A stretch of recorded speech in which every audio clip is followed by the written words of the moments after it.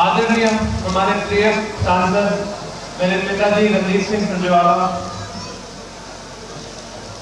मेरे बड़े बुजुर्ग, मातृशक्ति, नौजवान साथी, छोटे बच्चे, हमारे प्रेस के साथी, डिजिटल प्रेस के साथी और छत्तीस बिरादरी का हमारा पूरा समाज, मेरा प्रिय वार्ड और हमारा पूरा शहर कैथल हल्का कैथल के हमारे साथी, आप सबका मैं अपने दिल से कोटि कोटि धन्यवाद करता हूं। आपने इस 25 साल के युवा को विधानसभा भेजा। ये मेरे आदित्य सुरजेवाला की जीत नहीं, ये कैथल के हर एक किसान मजदूर की, ये कैथल के हर एक छोटे दुकानदार कर्मचारी की, ये कैथल के हर एक एससी बीसी साथी की, ये कैथल के हर एक मातृशक्ति नौजवान साथी की जीत है। और हमने इतिहास रचा। हरियाणा के विधानसभा में पहली बार 25 साल का युवा छोरा बैठा है वहां, और ये युवा छोरा आपसे वादा करता है, आज के दिन में सिर्फ 25 साल का हूं। मोदी जी खुद बोलते हैं 75 रिटायरमेंट एज है, तो 50 साल और अपने कैथल की सेवा करूंगा मैं।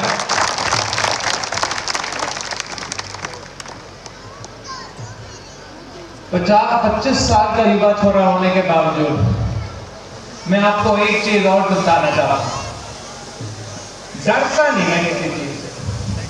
मैं जानता हूं कैथल का हमारा हर एक बड़ा बुजुर्ग, हमारे हर एक मातृशक्ति, हर एक जवान साथी मेरे साथ खड़े। रात के 2 बजे भी फोन करो, मैं जानता हूं मेरे साथ खड़े, मुझे अपना आशीर्वाद देते, अपना प्यार लाड देते, तो मैं किस चीज से डरूंगा। अगर आप कभी विधानसभा सुनते हो, आप जानते हो हमारे अनेक पहली बार जो विधायक बनते हैं वो 5 साल में मुश्किल से 2 या 3 लाइन बोलते हैं विधानसभा में, वो डरते हैं, झिझक होती। मेरे में कोई झिझक नहीं। जो पिछले 5 साल में हमारे विधानसभा में कैथल की आवाज उठाने वाला कोई था नहीं, कैथल की आवाज की कमी थी, वो आपके बेटे आदित्य सुरजेवाला ने विधानसभा के पहले सत्र के पहले 10 मिनट में हटाकर दिखा दी। जैसे 10 साल पहले जब शमशेर सिंह सुरजेवाला जी और रणदीप सिंह सुरजेवाला जी विधानसभा में बैठे करते थे और कैथल की आवाज कोने कोने में गूंजा करती थी, वैसे ही आपके बेटे ने एक बार फिर से कैथल की आवाज विधानसभा में उठाई और कोने कोने में गुंजाई। 10 मिनट बोला मैं, 10 मिनट बोला मैं, कोई एक और विधायक बीच में टोकने के लिए नहीं उठा, क्योंकि सब जानते थे एक बार फिर 5 साल बाद कैथल की आवाज हमारे इस विधानसभा में उठाई जा रही है।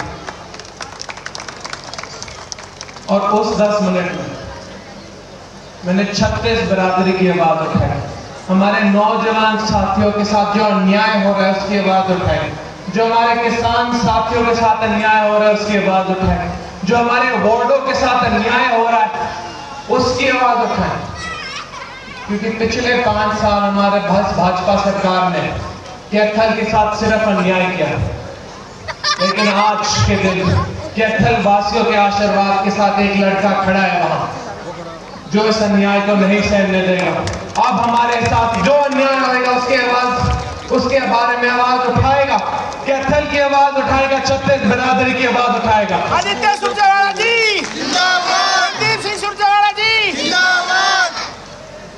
और ये सिर्फ आप सब नहीं जानते, ये हमारे माननीय मुख्यमंत्री नायब सिंह सैनी जी भी जानते हैं, क्योंकि जब वो पहली बार अपना भाषण करने उठे उन्होंने सबसे पहले विपक्ष में से हमारे पूर्व मुख्यमंत्री भूपेंद्र सिंह हुड्डा जी का नाम नहीं लिया, हमारे पूर्व स्पीकर अशोक अरोड़ा जी का नाम नहीं लिया, बीबी बत्रा जी, आफ्ताब अहमद जी, गीता बुक्कल जी का नाम नहीं लिया। उन्होंने आपके अजीज रणदीप सिंह सुरजेवाला जी और आदित्य सुरजेवाला जी का नाम लिया, क्योंकि वो भी जानते हैं, ये भाजपा सरकार और हमारे माननीय मुख्यमंत्री जी जानते हैं। आज के दिन राज्यसभा में एक हमारे माननीय सांसद रणदीप सिंह सुरजेवाला जी और विधानसभा में एक ये युवा छोरा आदित्य सुरजेवाला खड़े हैं।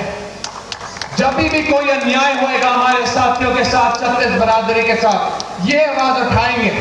जब भी ये भाजपा सरकार झूठ बोलेगी विधानसभा में या राज्यसभा में, ये आंकड़ों के साथ दिखाएंगे और इनकी झूठ की पोल खोलकर दिखाएंगे इस भाजपा सरकार की। जब भी ये भाजपा सरकार हमारा हक छीनने की कोशिश करेगी, ये दोनों रणदीप सिंह सुरजेवाला जी और आदित्य सुरजेवाला अगर विधानसभा राज्यसभा के अंदर आवाज उठानी पड़े, बाहर आवाज उठानी पड़े, हमारे गांव गलिए गांवों में, हमारे बड़े बड़े शहर करनाल रोहतक चंडीगढ़ में आवाज उठानी पड़े, आंदोलन करनी पड़े, ये उठाएंगे। क्योंकि इनके पीछे कैथल का हर एक साथी उनके साथ खड़ा है, हरियाणा का हर एक साथी उनके साथ खड़ा है। क्योंकि हम अन्याय नहीं होने देंगे, हम हमारा हक नहीं छीनने देंगे। छत्तीस बरादरी के सम्मान का विकास, छत्तीस बरादरी के विकास की लड़ाई लड़ते रहेंगे, हमारे आखिरी सांस तक लड़ते रहेंगे हम।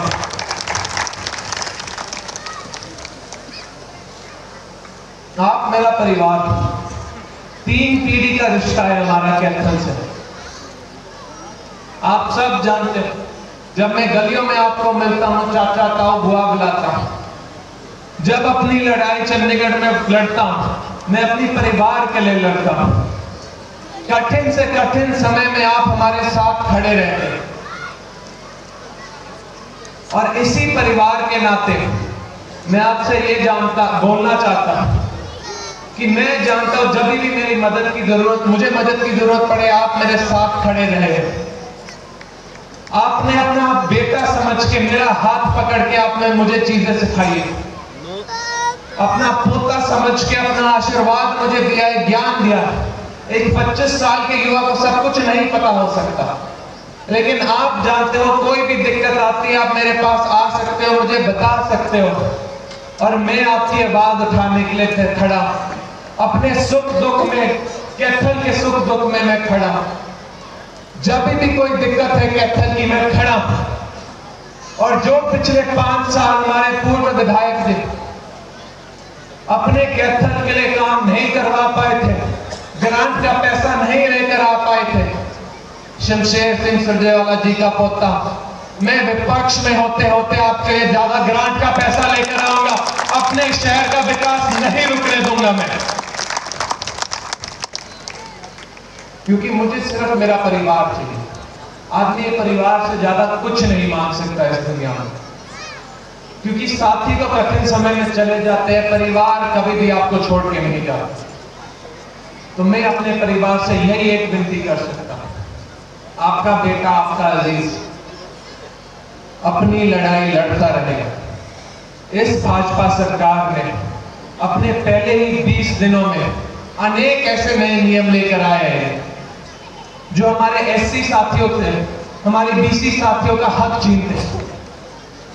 ये हमारे बीसी साथियों को हक देने की जगह नया नियम लेकर आए, जो नगर परिषद में, जो पंचायत में, जो नगर पालिका में, जो जिला परिषद में पूरा आरक्षण देने की जगह हमारे बीसी साथियों का हक छीनकर उनके सिर्फ आधा आरक्षण देने के देता, उन्हें पूरा गिनता ही नहीं।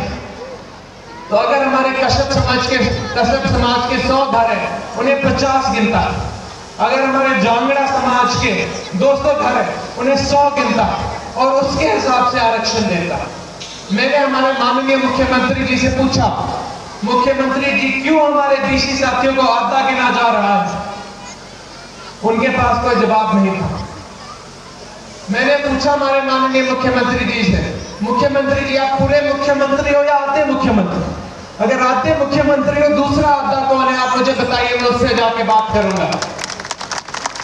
अगर आप पूरे मुख्यमंत्री हो तो हमारे बीसी साथियों को पूरा उनका हक क्यों नहीं दिया जा रहा? क्यों उन्हें लॉलीपॉप दी जा रही? मैं आपको एक बड़ी चीज, मैं बहुत बड़ी हंसी मजाक की चीज बता, वो क्या करते हैं, वो नारे लगाते हैं हमारे बीसी साथियों के, फिर जाके उन्हें एक लॉलीपॉप दे जाते हैं और बोल देते हैं ताली बजाओ, और अनेक साथी ताली बजाने लग जाते हैं। उनको लगता है कि हमें हक मिल रहा है, हमें राजनीतिक ताकत मिल रही है, लेकिन ये भाजपा सरकार कुछ नहीं दे रहा, सिर्फ एक लॉलीपॉप दे रही। हमारे नौजवान साथियों के साथ भी यही किया इन्होंने नया नियम लाया कि अब ये पक्की नौकरी देंगे ही नहीं, ये कच्ची नौकरी HKRN के माध्यम से देंगे हमारे जो नौजवान साथियों को। ये 12,000 15,000 की नौकरी होगी, कच्ची नौकरी। और आदमी 5 साल काम कर ले, 10 साल काम कर ले, हमारा युवा साथी 20 साल HKRN के माध्यम से कच्ची नौकरी कर ले, उसको पक्का कभी नहीं किया जाएगा। रिटायरमेंट तक कच्ची नौकरी दी जाएगी उसे। रिटायरमेंट के बाद कोई पेंशन नहीं, क्योंकि कच्ची नौकरी थी।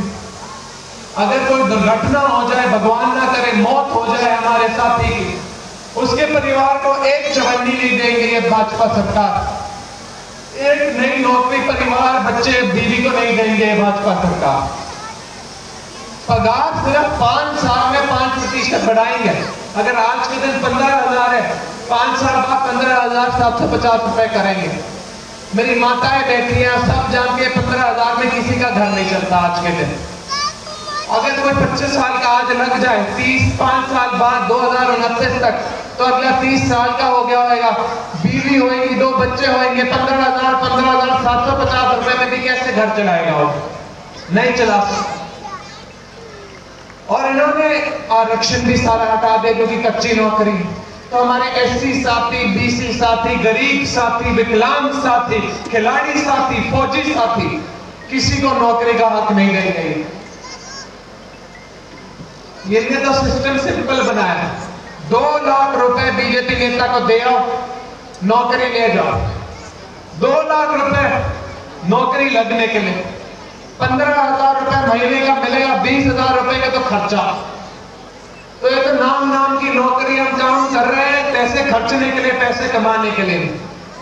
ये ऐसे अनेक अन्याय अभी सिर्फ पहले 20 दिनों में हमारे नौजवान साथी, हमारे BC साथी, हमारे SC साथी के साथ कर सकते हैं।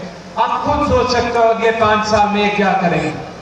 तो मैं आपसे एक ही विनती कर सकता हूं, ये जो प्रेम प्यार की राजनीति, 36 बरादरी के सम्मान की राजनीति कांग्रेस पार्टी करती, हमारा सुरजेवाला परिवार करता है, हमारे सांसद रणदीप सिंह सुरजेवाला जी करते हैं, आपका अजीज आदित्य सुरजेवाला करता है।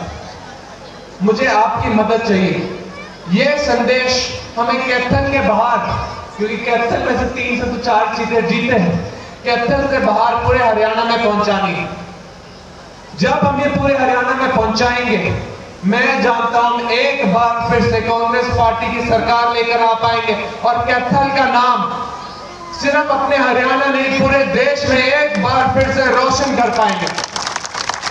लेकिन तब तक अगले 5 साल आपका बेटा, आपका अजीज आदित्य सुरजेवाला आप सबके बीच में रहेगा, अपना संघर्ष करता रहेगा, अपने कैथल को एक बार फिर से साफ, सुंदर, सुरक्षित बनाता रहेगा, अपने सुख दुख में जाता रहेगा। लेकिन मैं तो सबसे परिवार से सिर्फ एक मांग कर सकता हूं, ये मेरा हक है। मेरे हिसाब से आपको मेरी मदद करनी पड़ेगी। हमें ये संदेश पूरे हरियाणा में पहुंचाना है, और जिस दिन ये पहुंचा देंगे, एक बार फिर से 36 बिरादरी का हम विकास कर पाएंगे, अपना हरियाणा का नाम पूरी दुनिया में हम रोशन कर पाएंगे फिर से। आदित्य सुरजेवाला आगे बढ़ाओ, हम तुम्हारे साथ। इसलिए मैं आप सबसे एक बार फिर से अपने दिल का कोटि-कोटि धन्यवाद करता हूं, आप सबका आशीर्वाद मांगता हूं। बहुत बहुत शुक्रिया मेरे सारे कैथलवासी, बहुत बहुत शुक्रिया।